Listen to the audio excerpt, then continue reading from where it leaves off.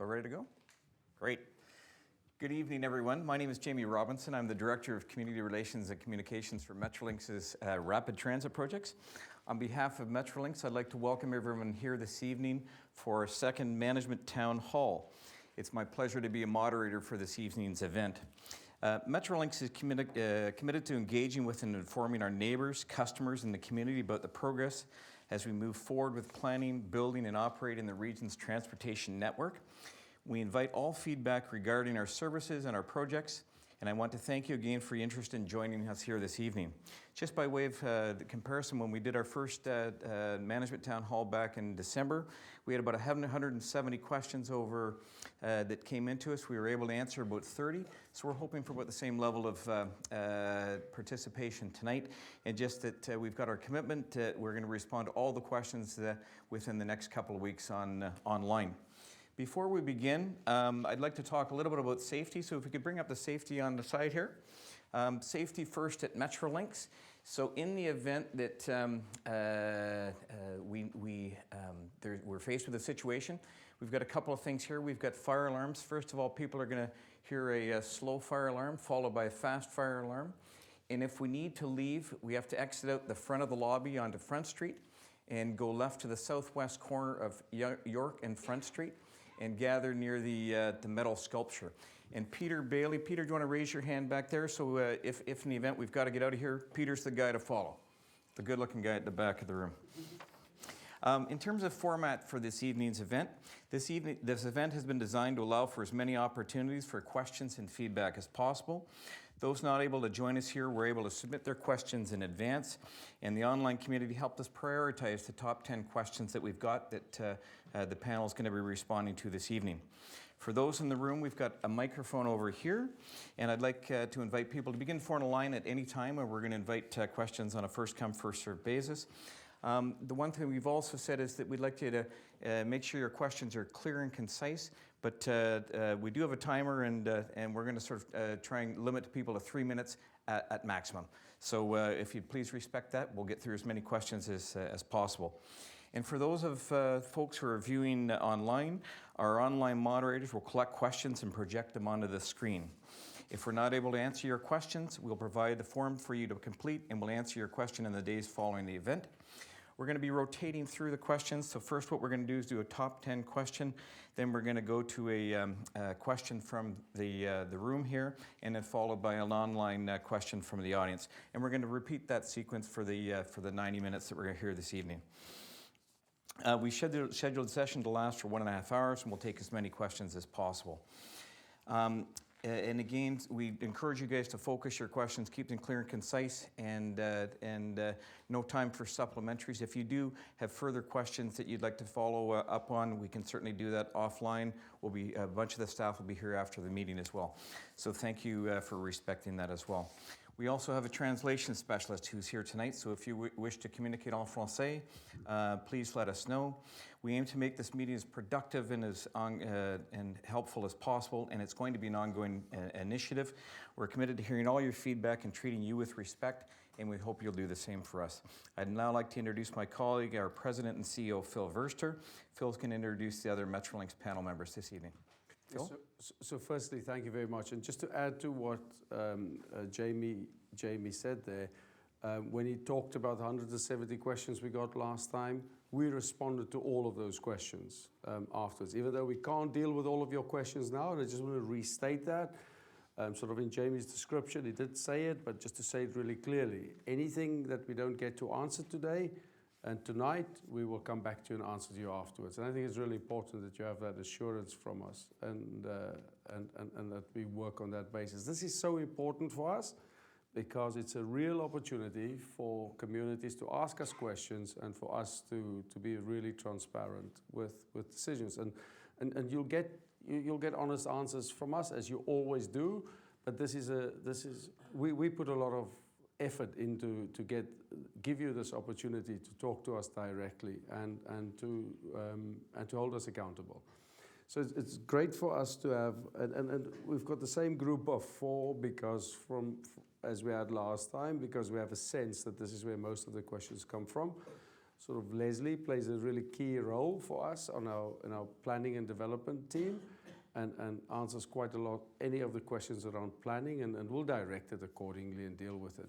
Peter Zook, who leads our capital projects group and all of the expensive spending stuff. Peter's got the biggest wallet, and so quite a lot of stuff that pertains to the new programs is all in Peter's domain. And obviously Greg is our Chief Operating Officer, and anything operationally fits with the discussion with Greg. So between the four of us, we'll sort of deal with some of your questions, and then we've got the rest of our SMT over here represented as well. So anyone from my top team is here, and I hope that gives the community and the people online and people here a sense of the commitment we've got, is that our top team is available at these occasions to talk to you directly, and that's the level of we're not seconding other people in to come and do this. We are here to talk to you directly and to take your questions. Very important for us. Thank you very much. Great. Thanks very much, Phil. So we're going to have put on display the questions that come up. The first question is going to be from what was submitted as part of our online poll. This is the top question that was submitted to us, and this question comes to us from Leo. It's regarding Presto in the Greater Toronto Hamilton Area Transit app. Is Metrolinx open to the idea of a mobile application that can be the one tool transit riders can use to get around the Greater Toronto and Hamilton area? The app could contain basic functionality like transit directions, route delay, detour and closure information, Presto reload and tap functionality, and transit news. In addition to all these functionalities, the Metrolinx Transit app could contain an app store within itself where all the GTHA transit agencies can create apps on this centralized platform, allowing users to download each individual app if they choose to. This app will make information about transit and the GTHA much more accessible to everyone. And again, this comes from Leo.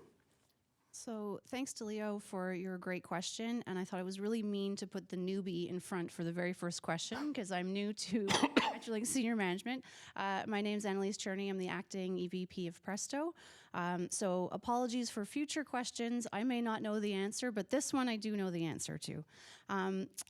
So Leo is asking what my husband actually complains about all the time, which is, why are we not doing more on mobile with Presto? So it's a great question. As you may or may not know, Metrolinx already has a TripLink apps, which integrates information from all the different GTHA transit agencies, but that doesn't integrate payments and doesn't do all of the great things that Leo is speaking to. So yes, we are exploring getting into more integrated mobile. We are actively working on this, both within just Presto side in terms of payments, but also with other colleagues of mine within Metrolinx in terms of integrating in the future both trip planning as well as alerts and service announcements, and of course payments as well.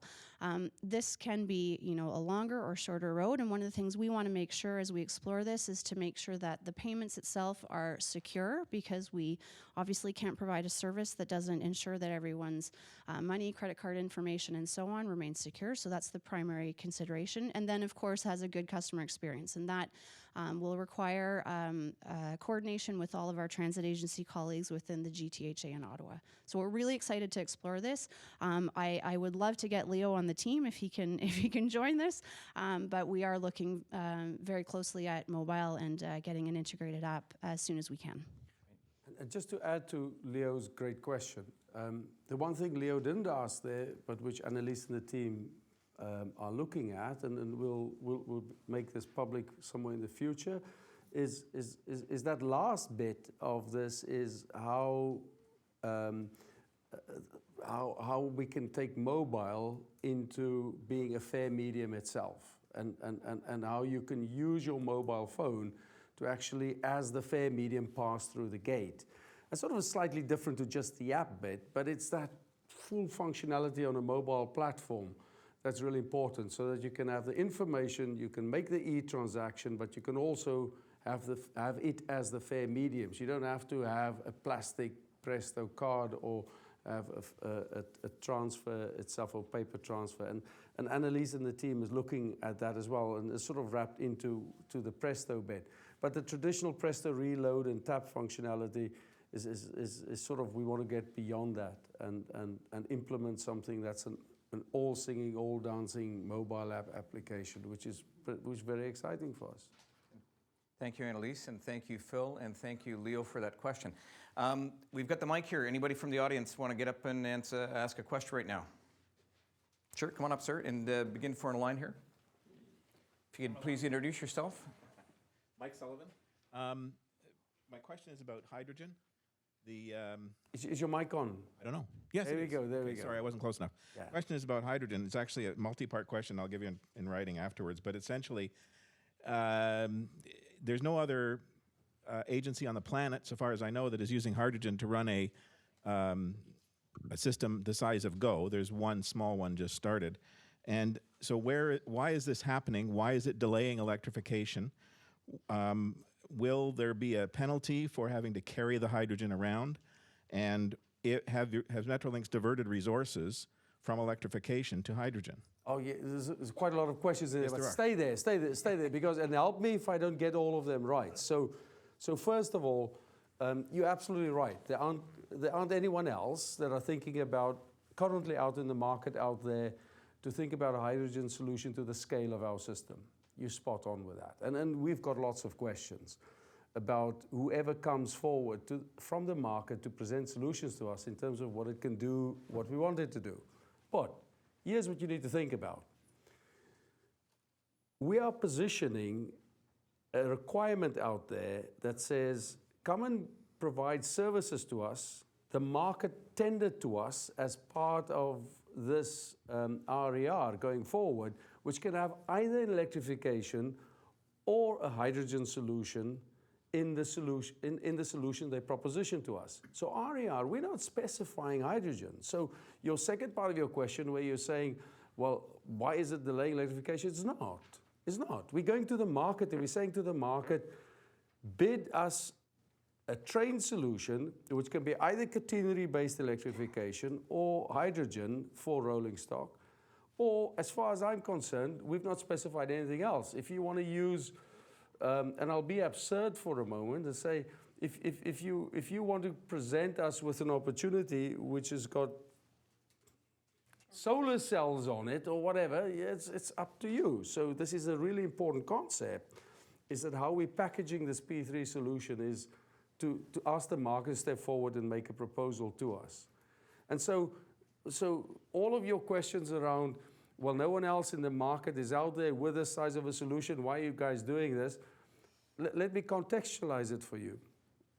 If I look at the number of hydrogen as a form of propulsion for rolling stock, discussions out there in the industry, and I compare it to how much were going on 3 years ago, and how much is going on now, then 3 years from now, 2.5 years from now, when we get to financial close on this contract, the world can be quite a different place in terms of what products are out there and what opportunities are out there to come with a proposal such as this that could be realistic.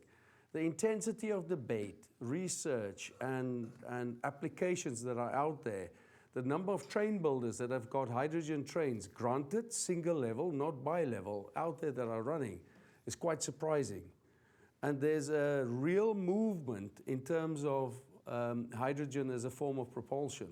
Now, we are spending close to 34 billion on an investment program, and in the particular case of RER, it would be around 10 billion. It would be remiss of us to be at a stage where we could just have given the market that opportunity to bid something into us and to not have allowed for it. So by opening the doors we've done, we've given an opportunity for the market to tender in. That's not saying we're going to use it. I want to be convinced that it's risk-based and it can be delivered, and all of the questions about whether it's got the right power transfer qualities and the like, and whether it can be delivered competently, we're going to assess all of that in that process.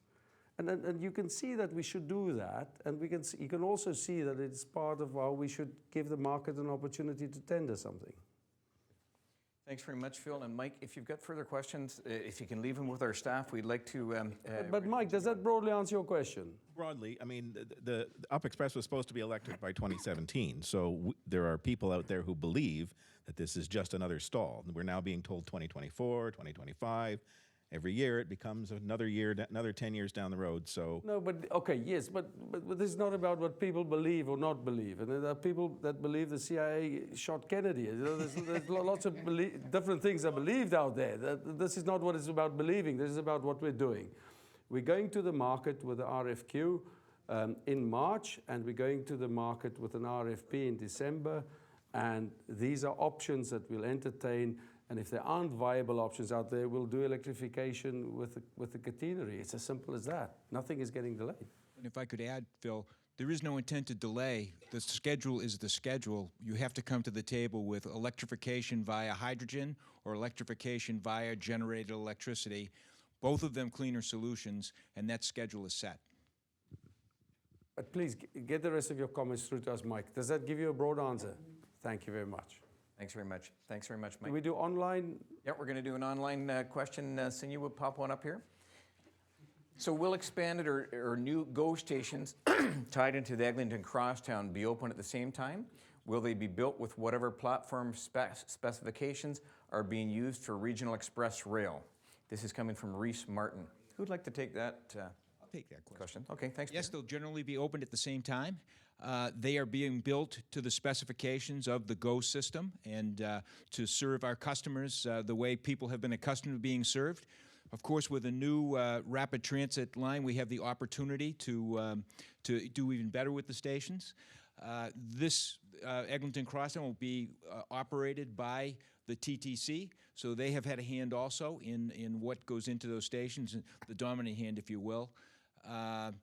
Platform specs, we have the opportunity there to have wide enough platforms to assure the safety of the customers that TTC will be serving. Okay. Thanks, Peter. Peter's our Chief Capital Officer at Metrolinx, if you're wondering who's answering that question.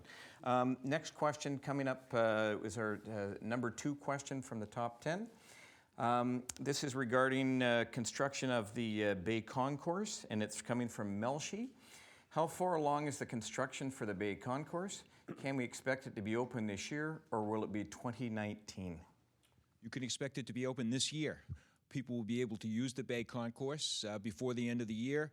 Of course, there will be improvements that will be done to it, even as pedestrians have access. And if you've been to Union Station lately, you can see that between our efforts and the efforts of the City of Toronto, many new amenities are being offered to customers, and we hope to continue that trend at the station.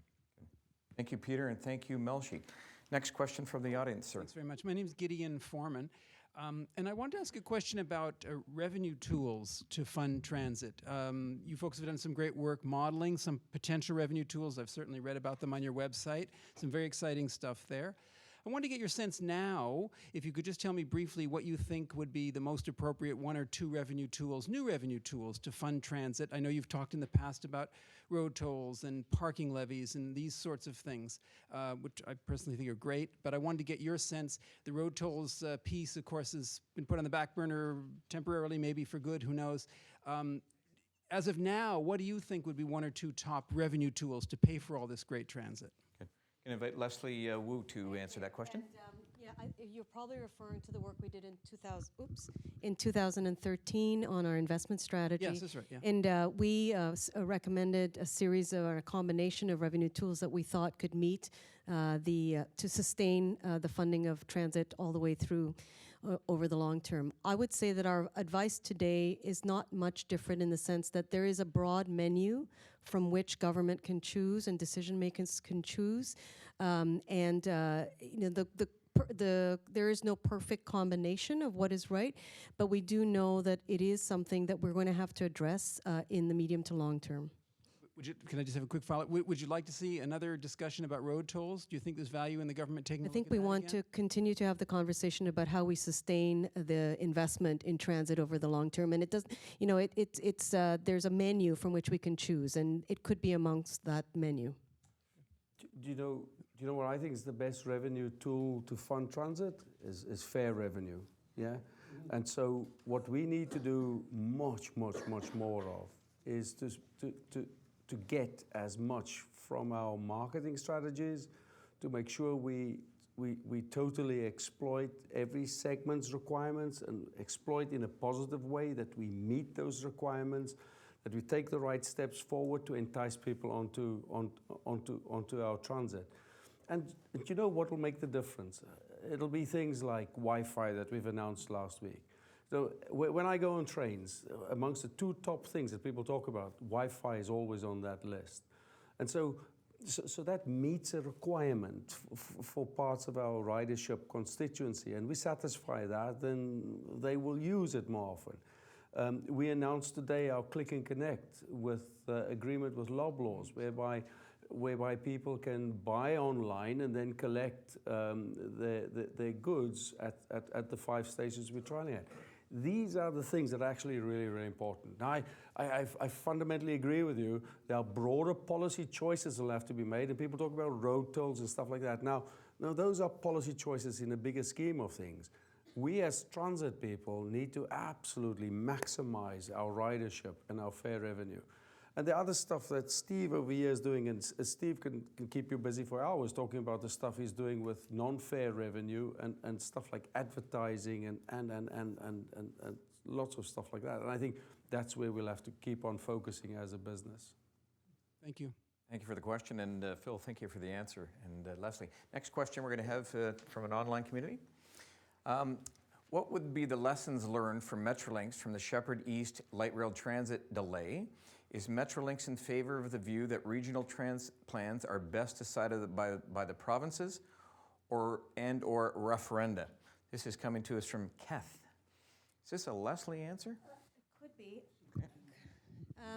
Maybe I might take the second question first and the first one second. So, is Metrolinx in favor of the view that regional transit plans are best decided by the province or the referenda? So, the notion that one organization or one entity is really the deciding factor of how the future of transit and transportation happens is sort of counter. So I'm going to unanswer your question saying that it will require many parties, the province, municipalities, citizens, federal government, to be part of deciding where the future of transit and transportation should be. And in our regional transportation plan, what we have done is brought all these parties together to find consensus in terms of the way forward in the next 25 years. So we're in favor of everyone being part of the decision making to come up with a way forward.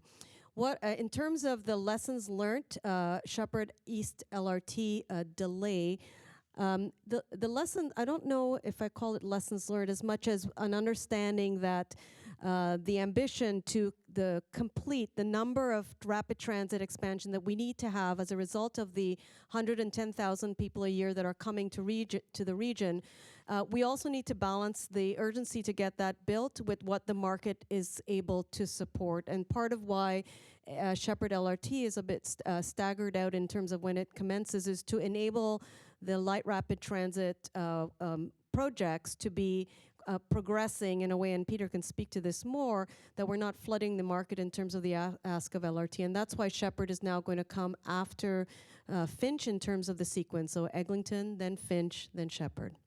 Did you want to add any more? I think you answered that perfectly. We need to set priorities, and priorities that make sense in serving our customers. Good. Thanks, Leslie. Thanks, Peter. For those of you who've joined us in the audience in the last few minutes or online, my name is Jamie Robinson, and you're here at the second Metrolinx Management Town Hall. We're really thrilled that you could join us here this evening. We've got a panel up here of Metrolinx experts who are here to answer all your questions. We've got Phil Verster, President and Chief Executive Officer. We've got Leslie Wu, who's our Chief Planning and Development Officer. Peter Zook, who's our Chief Capital Officer. And Greg Percy, who's our Chief Operating Officer. So now let's get back to the questions. And the next question will be coming up is from our top 10. The Shepherd East LRT, a critical piece of rapid transit for Scarborough that was supposed to be in operation back in 2014, seems to have dropped off the radar, is seemingly no longer a priority. Can we have an update as to why construction cannot begin sooner? I think that sort of fits with the answer, Leslie. Yeah, I was going to say, I think Anything else to add on that? I would know, because I think we covered it pretty much in the last question. Good. So thanks for that question again on Vincent. So, sir, invite yourself to the mic. Hi, my name is Joe Chang. I work currently with the Toronto Community Benefits Network. And we have a question about community benefits. Community benefits movement is now in its 11th year, in which time it has become clear that for communities to truly benefit from these agreements, the agreement targets, the targets must be clearly stated, monitored, and applied. And so will Metrolinx include targets in a community agreement for the upcoming Finch LRT and MSF lands? And if not, why? Judy, do you want to take this one since you are so articulate on community benefits? Hi, my name is Judy Pfeiffer, Chief Communications Officer, and I think you want to stand up so I'm that sorry. the audience can see you. I'll stand beside my friend here, Jamie. Judy Pfeiffer, Chief Communications Officer. So what we plan to do on Finch West is carry over the program we have on the Crosstown. And right now that program includes aspirational targets. I think that's the question you were really looking at. And we're including aspirational targets because we're finding great success with that in the Crosstown. So as we do each project, we'll be able to look back, work with the community, and reflect as to what should the components of a community benefits program be. But that's what we plan to do for Finch right now. The great news on Crosstown is it's working. We're seeing great increases in apprenticeships. We're seeing increases in professional administrative staff. And it's a great model that we can use to roll out to other LRT projects. And your organization is a key part of that success. So thank you. Judy, are we going to do it on Ontario and Hamilton as You're well? Ontario and Hamilton, and then we'll look at how to do it on the Regional Express Rail program. So I think the broader answer to your question is this linking community benefits to these capital programs is sort of something intuitive that's just working really well, because it sort of gets everyone geared around the mindset that the program itself is about the communities that it serves. And I just think how Eglinton and the community benefits on Eglinton is rolling out is just such a good example of what we need to continue to do. Very positive. Thanks for your question. Thanks very much. So you will tee up another one from the online community. Increasing service from 1,600 trains per week to several thousand means a lot more operating employees who will take years to train. What is Metrolinx doing to ensure enough staff are available when needed? And this is coming from Paul Cordingley. I'll take that one. Our current model is to deliver our frontline service through Bombardier. We have already spoken to them, and they've already started.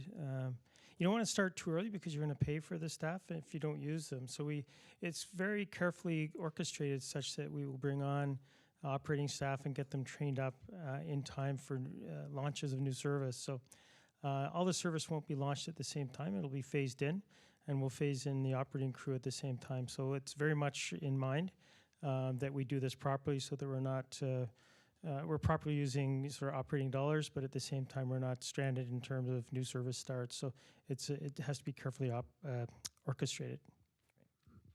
We're doing exactly that. Great. Greg has got a transformation plan, Greg, haven't you? That's sort of the RAR transformation plan that thinks about all of these things. This is one part of it. It's enterprise wide, so it looks at everything from accounting to finance to HR to frontline delivery, all of that stuff. But this becomes a key part because there is, quite right per the question, that there is a sort of a gestation period from hiring right off the street into, which we wouldn't do because they're trained up gradually to put them in at the throttle position on a locomotive. Thanks very much, Greg. Next top 10 question. Greg, I think this one's coming your way as well. This it concerns the Kitchener line questions and induction study. So Metrolinx and CN Rail are doing feasibility reviews, and the induction study will be complete by December 2017. Is the study complete? Would it be released after a formal agreement is reached and before the environmental assessment starts, or would it be wrapped into the public environmental assessment work and public documents presentations? This is coming from Fight Gridlock. So what is an induction study is probably the right place to start. An induction study is to look at the electromagnetic radiation that comes off a hydro corridor, whether it's 250 or 500 kilovolt towers. And in the feasibility study that's referred to is for a freight corridor that runs with signal systems. The concern expressed was, would the EMR run interference on the signal system? And catastrophic concern would be if a red signal turned green. And so the study is complete. We are reviewing it. Tomorrow, in fact, there is a joint review, Hydro One, CN, and Metrolinx, to go over it in some detail. It was a third-party study. Actually, was a consultant that CN recommended, but it was a third party that actually did it, funded by Metrolinx. And the early indication is there is no risk of interference, but because of the severity of the risk, we want to dig a lot deeper in to make sure it's safe, because that's our priority one. Greg, thanks for that answer. Next gentleman at the mic, please. Oh, hello there. I was a question about fare integration. I understand is if you transfer from the TDC to Go Transit, I heard is that you can save like $1.50 on the fares for this kind of transfer. I would like to make a request to Metrolinx is that they should look at the feasibility, determine the feasibility of expanding fare integration or co-fare or free transfer agreements, whatever it's called, to all connecting transit agencies, local transit agencies between TDC and the local sources such as Brampton, Mississauga, York, Durham, and like all those agencies. People should not be paying two full fares, like two double fares. They should pay like a reduced fare, like when they switch from TDC to Go, or it should be a free transfer, which would be great because because it saves a hassle. Because I don't like to see people paying two full fares when they have to transfer from TDC to other local transit partners in the GTA. They need to expand integrated fares in the future, and that's what I like to see one day. It makes life easier because they shouldn't have to pay two full fares. And also, I'm not sure about another thing is that I would like to look at the possibilities that as fare collection. Bus drivers should not be handling cash fares. They should just be drivers in the future. So maybe if we expand like credit debit payments on buses, like all electronic payments, and take out the fare boxes, so drivers doesn't have to count how much you put in the fare box, and move them to automated machines altogether would make transit agencies more useful. Because drivers should not be handling cash fares as it is now. They should just all be proof of purchase, all boarding. I mean, drivers should not be handling fares, not even cash fares. Fare enforcement should just be done by roaming inspectors. That's what I like to see on the TDC and several other providers in the future. Great. Thank you. Terrific questions. Leslie? So thank you. And you are exactly in the same place that we are, because our board has endorsed, in terms of us moving forward on fare integration, there were a number of things that the board directed staff to do. One included the reduction, discounted double fares, both between TTC and the 905. The TTC Go discount double fare came into place in January of this year. We are working now to advance getting a discount double fare between between TTC and the remaining. And we're also looking at a range of other pieces relative to fare integration, including things like getting parity between TTC local transit trips and the Go short trips. So that is work that we are undertaking, and we hope to have results sooner rather than later. So we are on it. With regards to the question around bus drivers and receiving, obviously the Presto card begins to get us to the place where cash is limited in terms of the amount of cash exchanged. But I know Annalise might want to talk about the future plans for how we move away for the bus drivers from handling cash. Yeah, so it's a great question. I was actually with the transit agency GMs today discussing our future roadmap and exploring both other fare payment means. So looking at credit card usage and also hopefully using mobile phones to pay with your card is certainly interesting for everyone. As for the question of bus drivers handling cash, that's a decision that sits with each municipality uniquely. So I think our job is to make sure that other forms of fare payment are useful and convenient. So to encourage people to use less cash because it's costly actually for the transit agencies to collect. And if we get that number of cash paying customers reduced to a point where it becomes a more easy policy decision for those executives and stakeholders to decide, many of them I think have the objective of one day looking at reducing or in fact eliminating cash.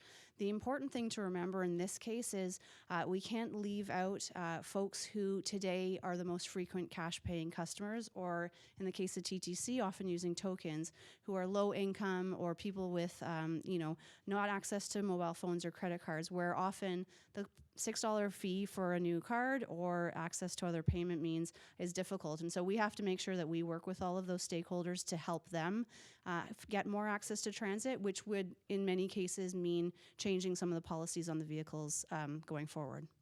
Yeah, because removing cash fares would also reduce the number of fare disputes by drivers. Because generally should be one day. That's the eventual goal, is to have no cash on vehicles. I don't know when, but ultimate goal. Okay. That's what they should look at to the agencies. Thank you thank you very much for that those questions. So more from an online community. So 1.5 million for Wi-Fi on 2 trains and 4 buses. Why does this cost so much? Union Pacific Express has had Wi-Fi for years. Thank you. This is coming from Matt. Hello, I'm Steve Naylor. I'm responsible for bringing you Wi-Fi. So I hope you will enjoy it when we get it there. The 1.5, yes, UP has had Wi-Fi since 2015. It was part of the original capital cost when we put the system together. And we've used it as a learning tool of what we do want on the new system and how we want it to function when we roll it out. $1.5 million for 24 trains and 4 buses. So the cost comprises of putting all the equipment on those vehicles, as well as putting the portal device and the application in place. Steve, could you you said there 24 trains. You meant 24 train vehicles. Sorry, yeah, my 24 vehicles, 2 trains. 2 full train consists to do that. And then we also have to ensure the infrastructure along all the rail tracks and in the stations is there to support the Wi-Fi.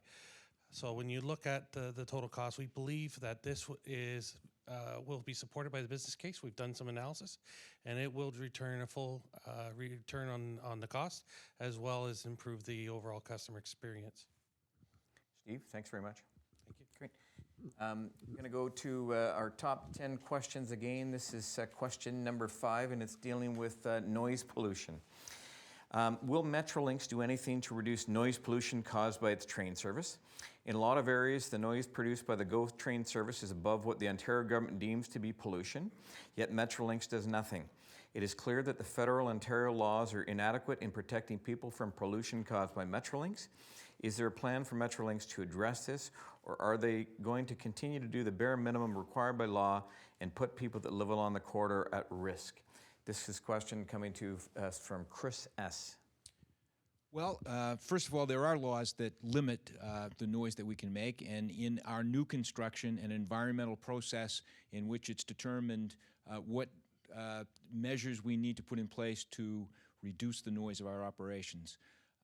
We're going to meet those rules, the letter of the law, if you will, but we're going beyond that. And in the places where we're building, we're consulting with communities about what the situations are in those individual communities. Because in all of these places, we are a neighbor and a part of the community.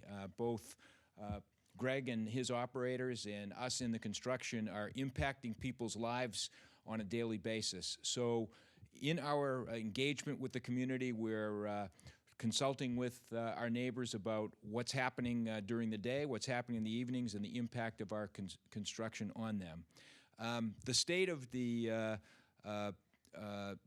of how this is done is that in those places where noise is dangerous to our residents, noise walls are appropriate.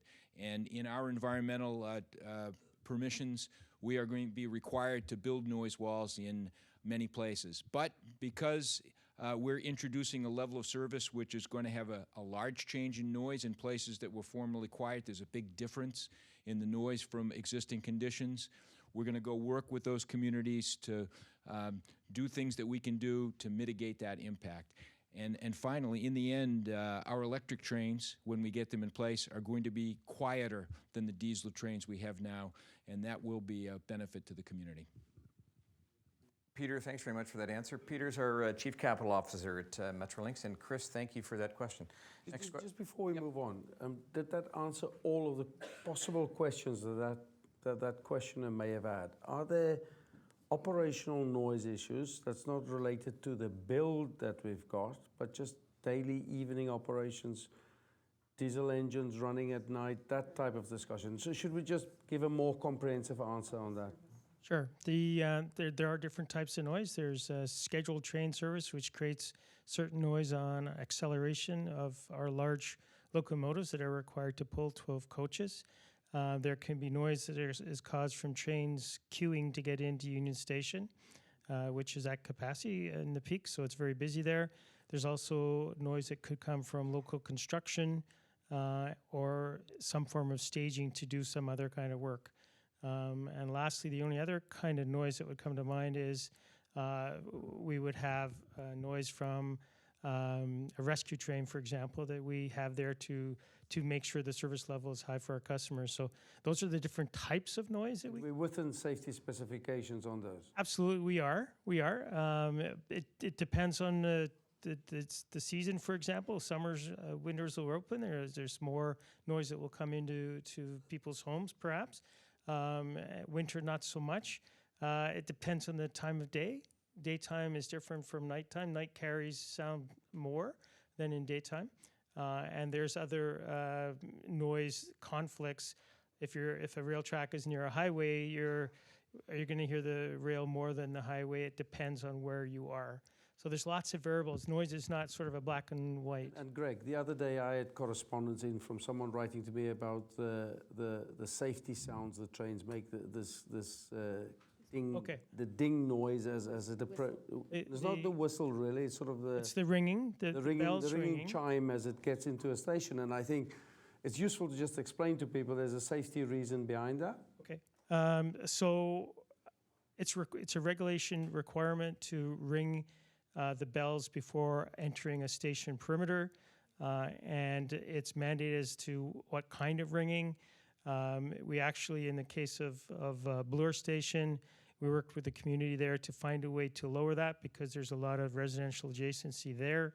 And what we were able to do on the Up Express trains was to actually lower the positioning of the bell on the train so that it still complied to regulatory requirement, yet it actually slightly lowered the ringing sound that would go into the local condominiums. The other thing we did was talk to the train crew to remind them that they're operating in communities and they're in close proximity to residential, and that they need to adhere strictly to the regulatory requirement, not ring early, not ring too long. They don't have the ability to ring too loud because it's literally they're pressing a button. But it's important that they understand that they're working within a community, and as Peter had said, we would want to be good partners with the community. So bell ringing is a different kind. That's a regulated kind, but we just have to be consistent. Thanks, Greg. Next question from the audience. Sir. I have a question about the train shed. What I've read is it was originally designed for cargo. It wasn't designed for human transport. And as a user who pulls into Union Station every day for the last 12 years, I can tell you feel like cargo when you arrive in there because it's a very low ceiling. It's a concrete structure. There's hardly any light there, natural light. I know that there was some kind of historical preservation requirement for the structure, for the structural steel. So a portion of it was replaced with the glass section in the middle, but maybe that's 15-20% of the roof tops. Is there any consideration, like I understand with electrification that the roof might be too low. the reconstructed, preserved roof might be too low. Is there any consideration for completely getting rid of the cement and steel? I mean, you could still preserve the steel, but you could extend the glass canopy across the entirety of the train shed. I can respond to that one. The glass atrium, as we call it, was we were given permission from Heritage to be able to do that. That was an unusual decision on their part, but very much supportive because it changed the ambiance in the train shed. The ability to expand that would be very challenging. The whole building, not just the structural steel, the windows, the light fixtures, the chimney apertures, all of that was Heritage, and we're not able to change that. Even paint colors, all that stuff becomes Heritage. And so we would work and continue to work with Heritage to see what we can do. The work that was done over the last number of years actually worked within the confines of a Heritage structure. We actually had to add coated structural steel inside the building code of 1930 when it opened. It was opened, it wasn't just for freight, although both railways had a cross-dock operation, one on each side, so they did move freight. But it was really designed for steam engines, which were fewer people, shorter trains, but the concrete apertures in the roof were for the steam to come out. That's what they're there for. You've rebuilt all those concrete structures. Per the original ones were design, yeah. crumbling, yeah. Leslie, something to I add? was just going to add, that being said, design excellence and the customer experience is very critical to us. So we are consistently and constantly exploring opportunities to elevate the experience wherever we can and every moment that we can. So our commitment to making sure that it's a positive physical experience as people move through this very important location continues. We work within a complex environment, as Greg says, but we are constantly making sure that we have no stone is left unturned, as they say. And I think it's fair to say it's fair to say that the design of our platforms is going to make a distinct difference in terms of how people feel when they arrive and when they experience that. And the platforms are definitely not fit for purpose of where we're going, and that's why it's such a significant part of our program is to build level boarding platforms that are wider, and there'll be less platforms, and it poses a different type of challenge for Greg and his team to operationally still get the same capacity of trains through Union, but that would contribute. And granted your comments on the fact that it's a shed, and granted the constraints we have from a heritage perspective. But I do think the customer experience and the flow through that space would significantly benefit from the new platform design that we have. Great. Thanks Thank you very much. Next question, we're going online. Why can't GO or Metrolinx idle trains east of Parliament Street where there are no residences? On January 26th, a train idled behind Longboat Avenue for close to 3 hours, starting at 7:55 in the morning. This is coming from Stefan. Is this, Greg, for you? Yeah, maybe Peter and I might share this one, but let me start off. We've had 2 community meetings. We listened. We felt that there were legitimate voices and concerns expressed. Since the second meeting, which was several weeks ago, we have not been idling trains. So that I think that was an old storyline. Our commitment to the community is we won't idle trains more than 30 minutes up to a certain time in the early evening, unless there's unique circumstances, which do happen, but we will certainly not schedule any trains to idle there. So I think we've made some great strides, and I think it shows that we listened because it was important. I think the community had some really valid concerns. Peter, anything to add? Well, I think Greg makes a good point. In getting out and talking with the community, we had an opportunity to listen to what the concerns were that people had. And this one was a glaring problem that was solvable. Greg and his team went back and looked at it, and they made a commitment that no train is going to be idling in the area of Union Station for more than 20 minutes. And folks know how to get a hold of us if that's not what's happening. So on the operational side, on the construction side, the way we live our lives in the community, we are going to get doing better and keep doing better in how we conduct our activities and be a good neighbor in that and other communities around the city. Great. Thanks, gentlemen. Next question is, we're going back to our top 10 questions. We talked a little bit this off the outset in terms of electrification. When will GO trains move to being electric? And this is coming from Luke.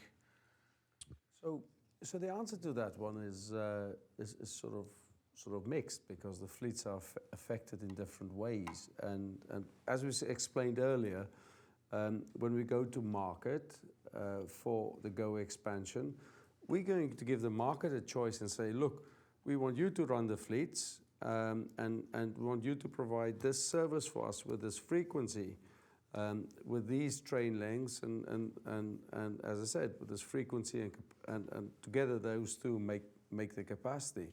And the choice of how that's achieved and will be in the hands of the bidders. And we expect that some of these trains will be electrical multiple units that they propose, which will be combinations of potentially 2 cars and 4 cars, or it can be 3 cars and 6 cars. And those electrical multiple units would be implemented, and I expect probably be 2023, 2024 onwards. But I also expect that our existing fleet of bi-level coaches would be a key part of a solution, which would have electric locos, and I expect those to be implemented from a similar timeline as well. But the question about GO trains in total is not all GO trains will become electric. There's a likelihood that for parts of the corridor we provide service corridors where we provide services that are corridor sections that we don't own, that will stay diesel for time to come, because we can't erect electric structures on corridors we don't own, except if there's a hydrogen solution out there, which means we don't need to have electrified infrastructure, and all of the electrification technology is born on the train itself. But the rough timeline for that is probably 2021, we expect to get contract close, mobilization period of a year, 2022, 2023 onwards. Great, thanks very much. Next question from the audience. Good evening, my name is Tony Bola, and 2 weeks ago the Toronto City Council voted to provide funding to the TTC for the hop-on, hop-off feature. And it was our understanding when discussions about that started that there would be no real cost to implement it. It was just a matter of flipping a switch on Presto, and that would be it. What we understand now is that there is a $5 million cost. So I'd just like to understand what happens next. How does this get implemented? What is the time frame? And what is the rationale for that cost? Yeah. So Annelies will take that question and will answer it. And just help me to understand, when you say it was, you said, and I quote you, it was our understanding. Who's the our that you refer to? Well, we had some initial discussions, and there was just an impression. Yes, so who's the we? Oh, a number of groups, business association, the Toronto Association of Business Areas. Right. I see where you're at. Okay. It's just, I'm just trying to understand this, because we've been messaging around the cost of implementation for many months now. Yeah. And so this was back in the summer of last year. Okay, yeah. And so as Annelies sort of gathers her thoughts on that, let me be really, really, really clear. Okay. This whole idea of time-based transfers is just superb. We are fully in support of that. And to be honest, we were originally set up, and Presto's original advice was that this was the way to go. Yeah. But directional transfers were insisted upon at the time, and we went and had to go and implement it and design software such that it can be done. Wow. Yeah, do you follow? So let's just get the sequence of things right. But Annelies will take you through through where we are now. Yeah, so as Phil mentioned, the system today is designed with directional-based transfers. So it means that the system knows where you got on, and therefore if you should be getting a free transfer to continue your journey or not. Unfortunately, because it's designed in that way, a simple switch to time-based transfers, although intuitively it feels very simple, Presto is built to enable 11 different transit agencies with 11 different fare tables.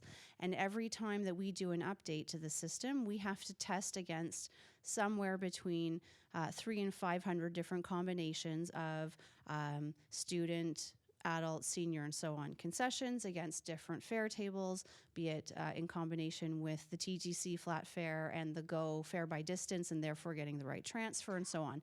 So we have to both put it in the queue in terms of the actual software updates that we want to implement, as well as then test it against all of the different elements that are there already. And that goes in parallel with updates that come for the other 10 transit agencies that they themselves put in fare policy changes throughout the year, which is on the order of somewhere between 8 and 12 per agency per year. So the combinations that we're testing against is always a moving target, which unfortunately means there's a cost to that, both for the design of the software as well as the testing itself.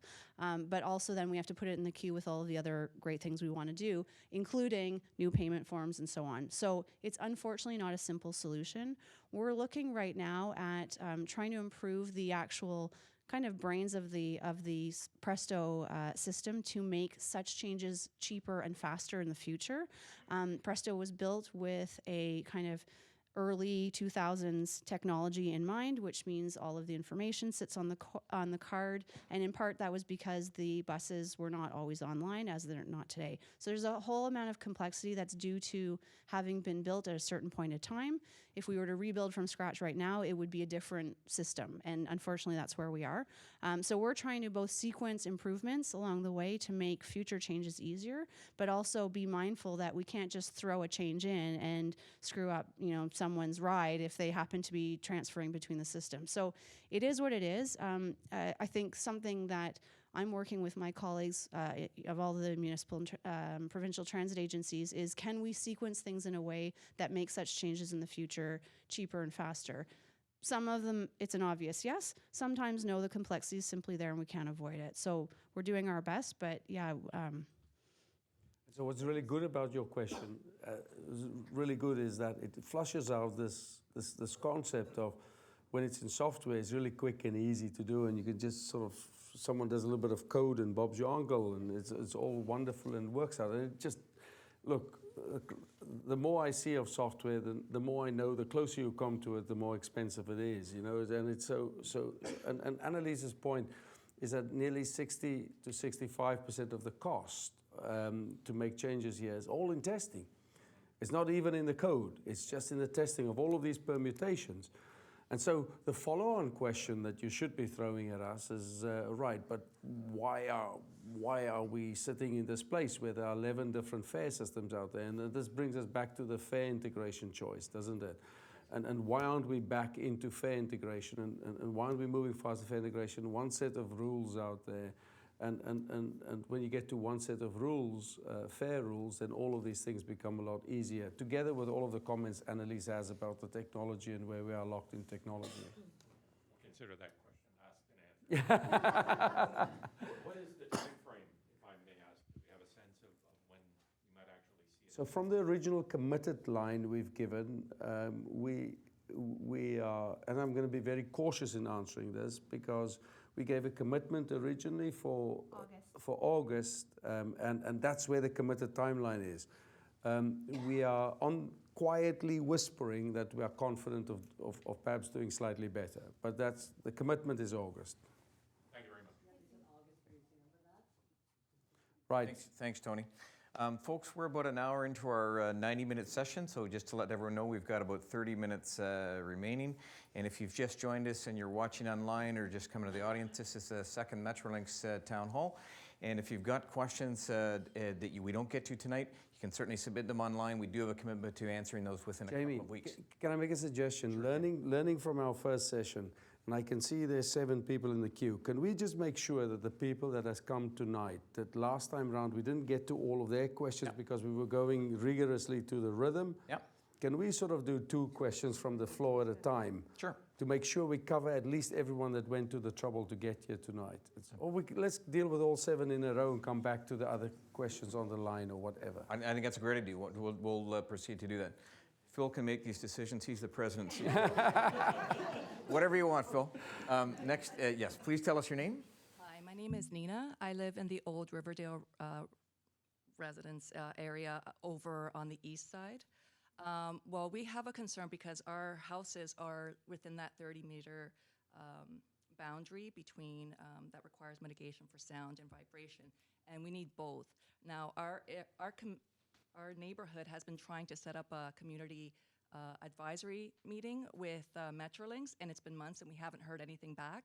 Now, our concern about making sure that we get both sound and vibration mitigation is with the rollout with the rollout of the Presto card, Metrolinx lost a lot of money, and I know that a few months ago it was in the news that TTC was wanting to get the money back from Metrolinx because they themselves lost money.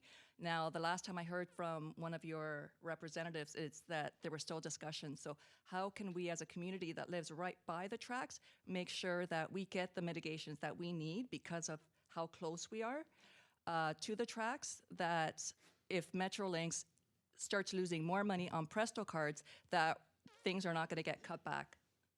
Nina, sorry. So first of all, my profuse apologies if we have been unable to organize ourselves to come and address your community. So I'd love for that to happen, and we'll definitely get that rectified. And unambiguously, I'll get Peter to talk a little bit to you about where we are with what we do on noise mitigation. You at times of asking that question, you had me really thinking about the sequence of things, and I sort of didn't follow how the question on noise and the question on Presto is linked. But I understand now. With Presto losing money, how can we make But sure please, that you guys are going to have enough money to please, can I help to put things in context? So Presto and losing money, I'm not even sure where all of that comes in, but can I just put things in context? TTC and the City of Toronto are our partners, we work very, very closely. And we deal, and there's loads of things you'll read in the press, and I'll just be courteous towards the press in this comment and say, by all means, read the articles. They are sometimes very entertaining and perhaps less helpful and not necessarily correct in terms of creating an impression. And if you've been left with the impression that anything on Presto has affected the choices on noise mitigation, I can assure you they are totally unrelated and not linked. On the Presto issues you've referred to, we're working very closely with Rick Leary and with his team on Presto claims and all of that. And if you go back a further couple of weeks, you would have seen there was a further article on costs about Union Station and how costs at Union Station is the city may want Metrolinx to pay for that. Please, don't let those things concern you in terms of your community needs. We need to address your community needs very specifically, and we will do that irrespective of all of these other things that go back. There's no cutbacks due to what happens in one area that affects our choices and how we deal with noise mitigations in your area. We will come to your area, we will listen to what your requirements are, and we will deal with your noise mitigation issues irrespective of these other things that is in the press. So be assured of that. I just want to give you that assurance that you mustn't worry about the one affecting the other. So on the communication side, I want to be really sure that we figure out exactly what we can do to address that communications gap.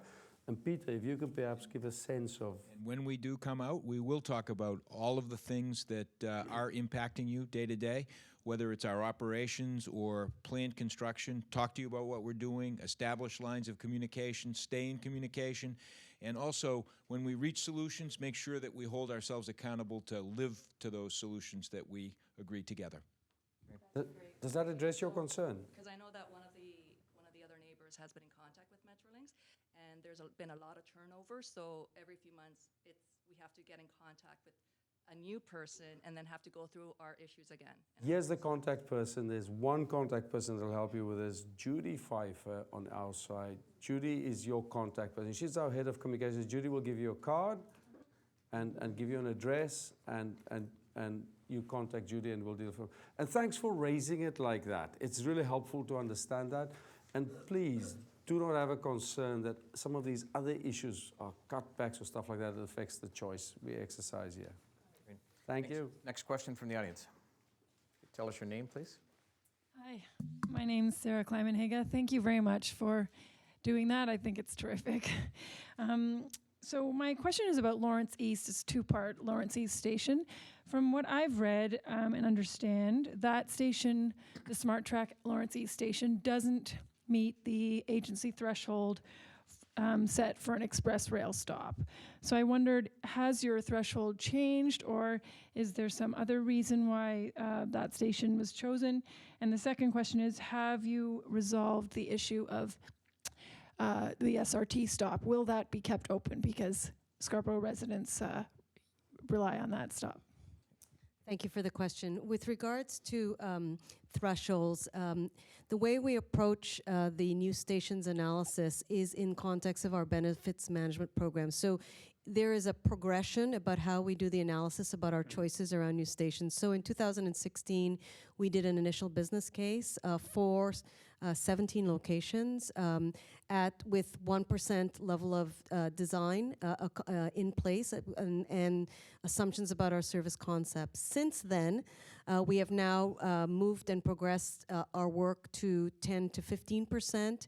We have as well, in terms of the overall program, identified some key advantages that optimize RER in general, broadly. So whether it's level boarding or the service concept is now moving to both all stop and skip stop, and our assumptions that we just talked about, fare integration. And in doing all those things, all the locations, the benefits improve, including Lawrence East.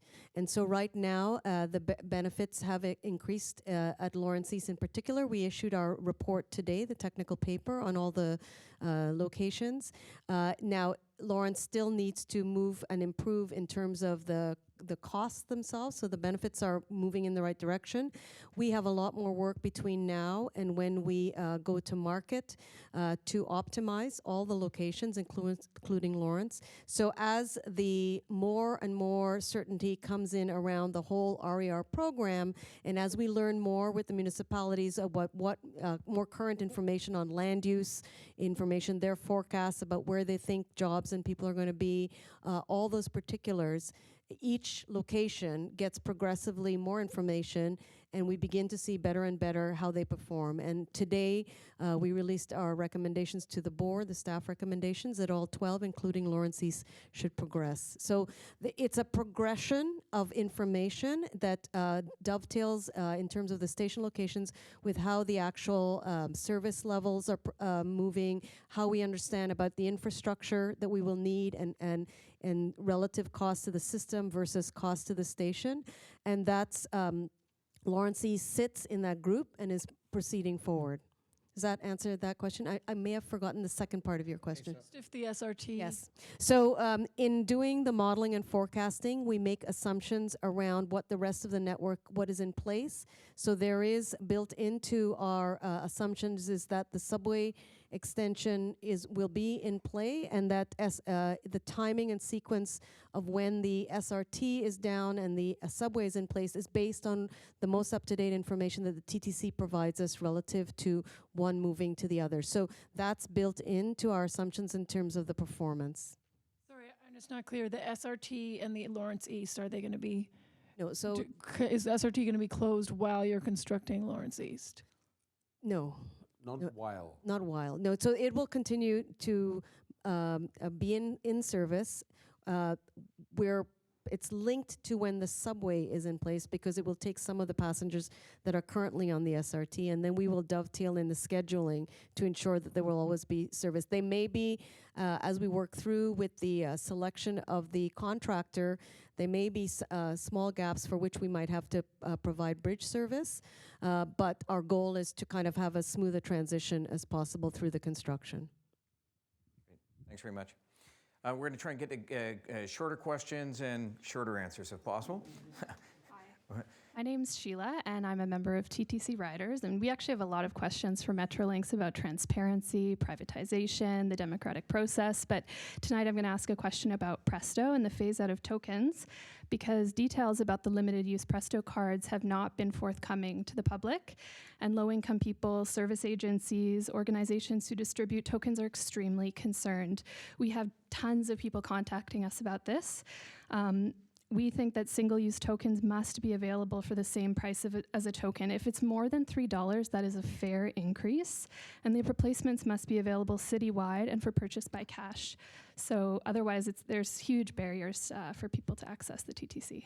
Yeah, so I'll speak to your fair price question first, and then the kind of timing of different changes next.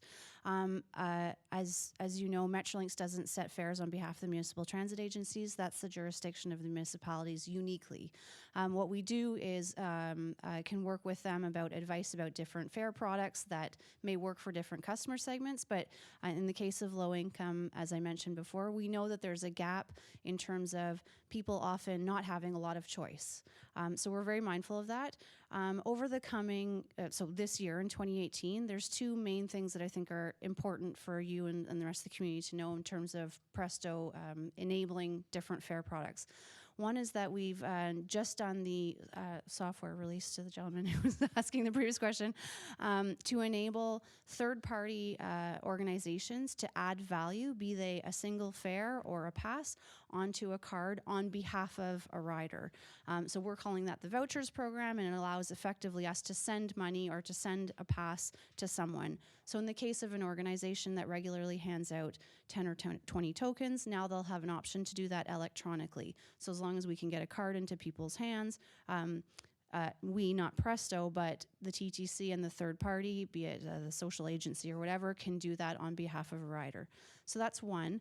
And the second thing is that this year in 2018, we'll be putting out limited use media or single use electronic tickets. They'll be loaded with, again, it's up to the TTC, but a single ride or a day pass or whatever to be able to give out to folks who want to use Presto and want to, quite frankly, just ride transit and don't either need or want to have a reusable card.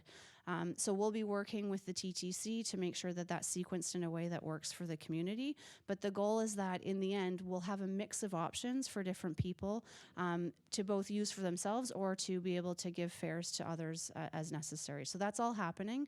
And then, of course, as I mentioned earlier, we do want to work with all of the municipalities in the GTHA to look at a cohesive mix of fare products and options that the transit agencies can put in to ensure that low income and other riders are served in a way that today maybe isn't done well enough with Presto and with cash, quite frankly.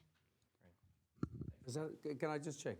It's such an important question because we can't have an insensitivity to what the consequences are of the changes that we're implementing. And Annelise's answer is so important. Can I just check? Do you feel as if we've covered the bases that you've raised? There's still lots of questions. One is about availability. Right now you can purchase a token at a corner store, and so we have lots of concerns about where people will be able to access limited use media. And the other is about cost. A token is $3. If you have to purchase a limited use card, that is a fair increase for people who can barely afford the TTC right now. Yeah, so we obviously don't know what the TTC is planning in terms of the fair price, but not the fair price, but the cost of the single use card. So right now, a Presto card.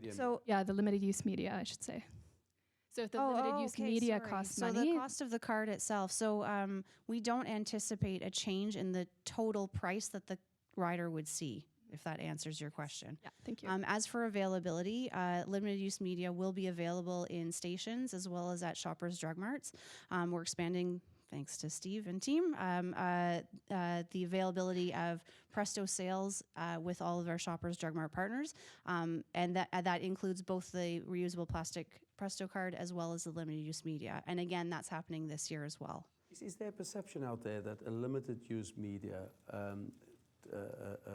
basically journey would cost more than existing. Yeah, well, there just haven't been any details released, so people don't know, and people are concerned about how they'll be able to access the TTC. Right now, you can trade tokens, you can give a token to someone. I can go and purchase a bunch of tokens and give them out to people. So it's about the access to the limited use media. And I think what we need to take away, Annalise, is messaging around this.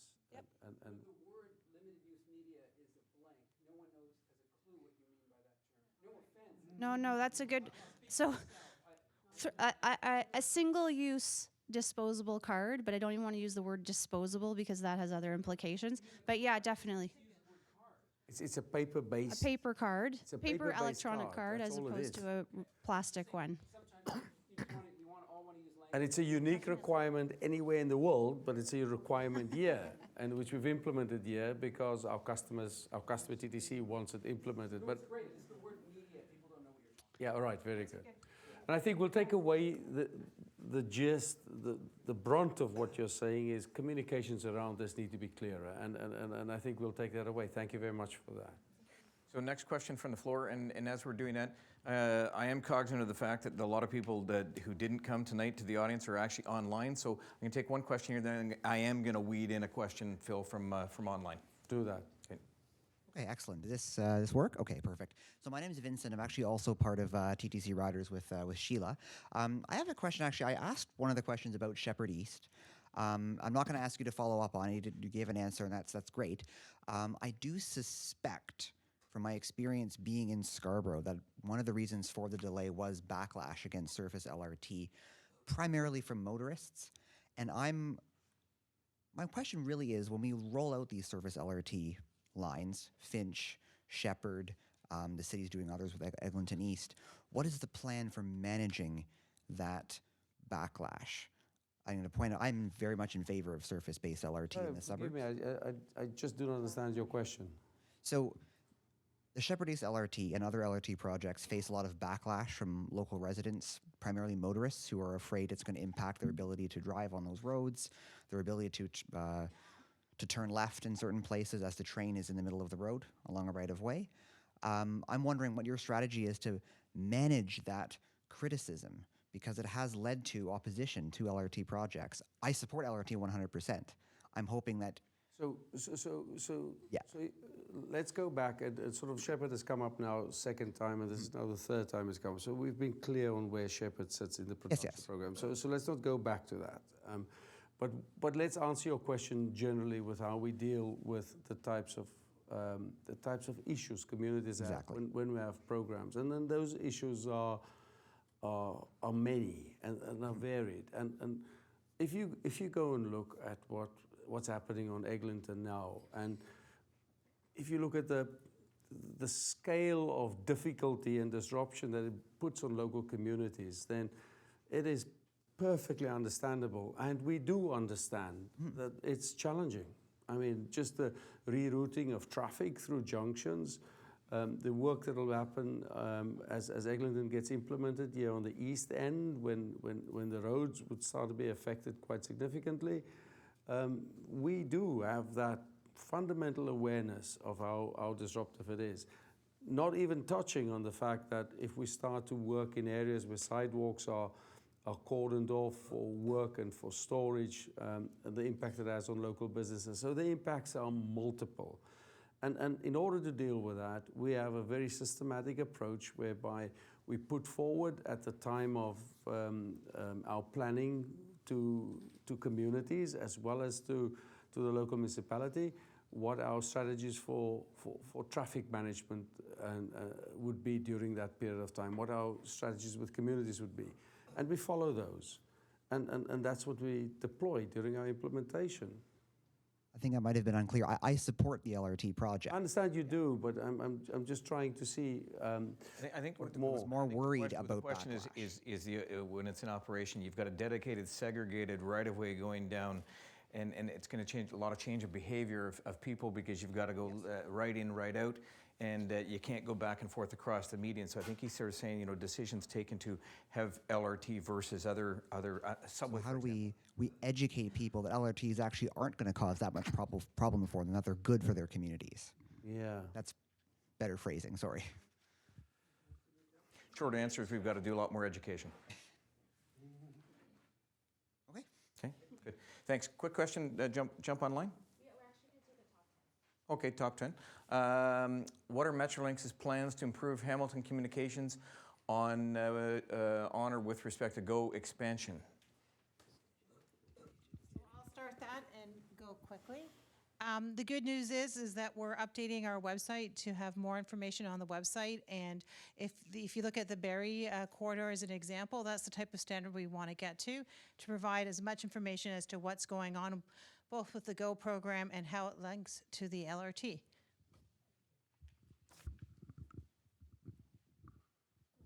Anybody else? Okay, good. Next question from the audience. Thanks for having the town hall and thank you for taking our questions. You're welcome. My name's Jessica. I have a question about the Hurontario ART. And I'm curious about the reasoning behind not including MyWay and Brampton Transit as a partner operator after the ART is built. Is that option still on the table? So I think the question is it's a design, build, finance, operate, and maintain, and question of the operation side of it. So in the way that we're procuring that, design, build, operate, maintain, the bidder will be actually operating the service. I understand that. I'm just curious as to why that decision was made that way. That decision was made because it delivers the greatest value for the users of that system, and it's also been made in consultation and communication with the municipalities that it will serve. And there's agreement that's the best, the cheapest, and cheapest meaning delivering greatest value to its users, the way that it can be delivered. And I'll give. I will let you know why I asked the question. Please. As a user, so now unlike the Eglinton LRT, so now with the current setup as it is, that now for the same route that I currently take for the same fare, that has a transfer within the MyWay, within Brampton Transit, now I have to pay a separate fare in order to use that to travel the same route. And that is... No, absolutely not, because it's all the same municipality. So it's the same, so the choices you have, so in the... No, so but because the LRT is, so it's literally traveling on the same route as currently covered by the services provided by MyWay and Brampton Transit. And with the LRT putting in, having a separate operator there, it reduces the current services that will be provided on that route. And then providing a two-level of service. So for people who can afford to take the LRT and people who would maybe I can help. So to separate the fare from the operator. So because it's a different operator doesn't mean the fare is different. The fare structure will be different. They're two separate conversations that are happening in parallel. And so the operator, and Peter explained the operator choice, it was done in collaboration with the City of Mississauga, partly because they don't have heavy rail or rail expertise. They're primarily a local bus operator, and their preference was for that. So that's on the operator side. The fare structure and the fare system is a sort of an overarching separate dialogue that will happen regardless of the operator. So the discussions we were having similarly about the TTC, those are the same kind of conversations about access and so the fare structure does not by association mean TTC, because the TTC will be the operator, no? Just hang on. Let Leslie just finish it. We'll come back to your question. Yeah. So just to be clear, so that because there's a different operator than the current municipal operator today does not mean there'll be a different fare structure, because they're not tied. And if I go one step further, and then please help us again to understand what your question is if we're missing something. So it doesn't matter who operates it. The fares will be the fares, and that's decided by the municipality. And the income from Hurontario LRT, it goes to the Brampton and Mississauga municipalities. So the doesn't go to LRT, the- okay. so the LRT, whatever it replaces as existing services, it's all theirs to decide how they would like to deal with the fare structure and what fares they've got. So the question is not really how do we plan to deliver it, because in the end, whoever's operating is just going to get paid for operating it. The money from the fare income and revenue will not go to the company we get to run the trains. We'll pay them separately. The income and fare revenue goes to Mississauga and Brampton. Okay. I have to think about how that would actually work out in the reality, because I think that would translate out to a different thing for the user. But I guess the concern right now is because it's that information has not been cleared in the public campaign that's been going on. It's hasn't been sort of addressing on this aspect. That's very useful. Yeah. That's very useful that you indicate that to us as a question, and I think we'll pick up on that, and we'll make sure that we communicate that we'll communicate that better. So thank you very much for the question. Thank you. So, would you have we broadly answered where you were coming from? Broadly, but you know, I'm still a little bit concerned. Take it offline. We'll follow it up with you. Thank you for the question, sir. Good evening. Good evening. Speaking the mic.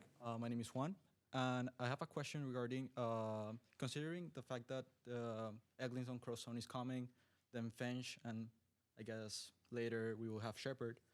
I don't know what's the regional plan to, for example, to mitigate the congestion that those lines will bring into Line 1 of the TTC.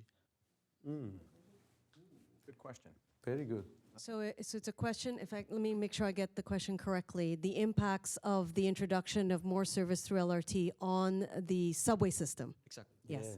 So that's a great question, and one that is sort of a system, like how is the whole, when you put them all together, how is it going to function, how is it going to work? And the way we have, when we started as Metrolinx, we kept and we consistently keep the operation and the function of the whole system in mind, not just one by one these projects. And so the Regional Transportation Plan, which looks at the entire network, tries and begins to address, as you introduce these different LRTs, what a pressure is it placing on different parts of existing, and what other additional infrastructure do we need to sort of mitigate and add to and deal with growth as well.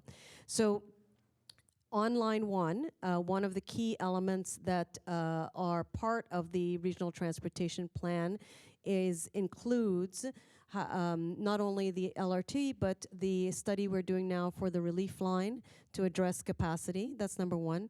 Number two is automatic train control is an investment that is being made now with the TTC, which will improve the performance of the existing piece, and that one's coming into place. So we take that into account when we're trying to figure out how each of these are going to add in.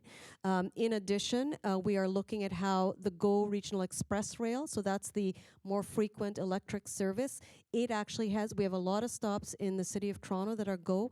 It will begin as we introduce more all-day service. That will create more choice and opportunities, but then we don't stop there. We then talk about what about local service, what about express bus service, and those are all pieces in the layers to make the network function better. So your question is a really good one, because LRT is not enough.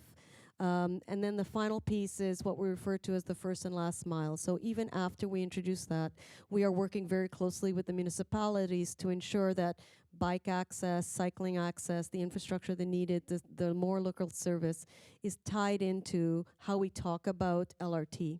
And so it's a multi-layered way, and we look at the LRT not just as the LRT on its own, but how it fits into the whole system. Thank you for your question. Does that get to your question? But more specifically, for example, the lines that cross, I guess, Finch, LRT, and Eglinton as well. Which ones are going to be? Which ones? Sorry for me not knowing. No, that's good. Good. You're doing well. You're doing very well. It's a good question. Which ones are being addressed or are included in the RER plan? So the RER plan is all the GO stations on the different. So the Barrie corridor goes and crosses. We have in the Stouffville corridor crosses the Eglinton line. So everywhere that it crosses, we are connecting. So we aren't leaving any out. We make sure that we have what we refer to as interchange stations, where the LRT crosses over with the GO RER. We are designing the station so there's a seamless integration between passengers, so they have the choice to cross over or continue on their trip. Okay. So it's to create these alternative sort of a network, and sort of one of the things we must add to the answer we've given you is it's our intention somewhere in the future, and it's really in the public domain currently for debate, to get the GO fares to also be more closely associated with the TTC fares. And that in itself would shift people again onto what we see as the last parts of the corridor of GO coming into the city itself. And I think that would also help the very big demand that's currently on the TTC. Great. Can I answer your question, Juan? Final question from this gentleman.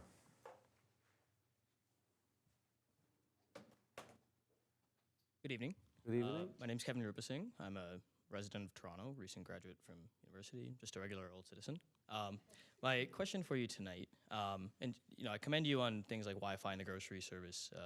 I think those are great to improve quality for existing riders, but I think to draw new riders, you really need to have faster commutes and reliable ones. And I think one of the best ways to do that is to have transit priority on many of your routes that buses take.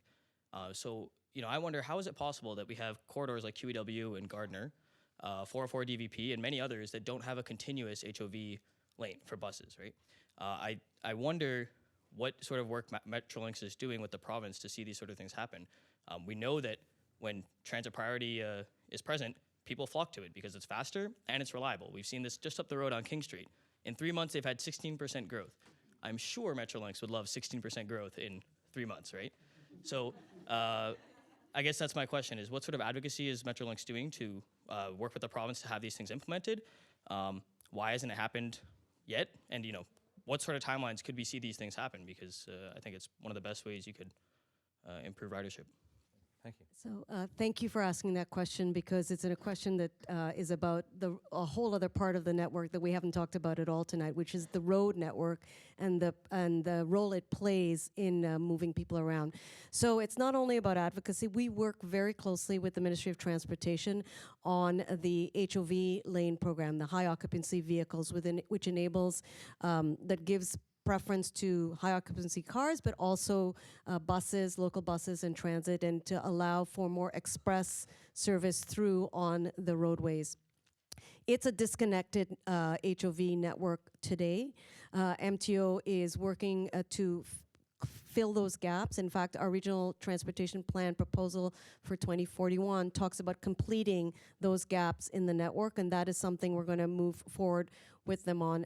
The timing, I don't have an answer on that today.